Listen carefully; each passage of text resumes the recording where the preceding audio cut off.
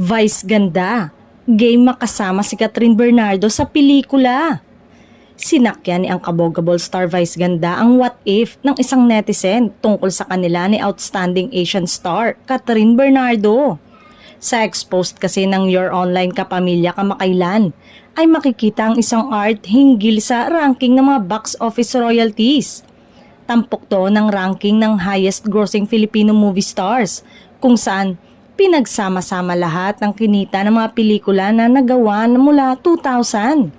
At base sa unofficial ranking, nangunguna si Catherine na may 5.6 billion pesos total box office gross na sinusundan naman ni Vice Ganda na 5.2 billion pesos. Say tuloy ng netizen, Catherine and Vice together with their co-actors sa mga movies nila, yung nasa list. What if silang dalawa kaya pagsamahin next time?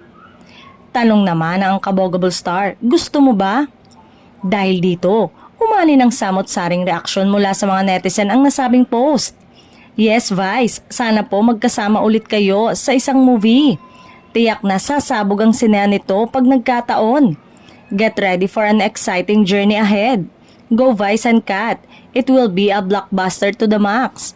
Matatandang nagkasama na rin sina Vice Ganda at Catherine Bernardo sa pelikulang Sisteracas noong 2012 na kumita ng 393 million pesos.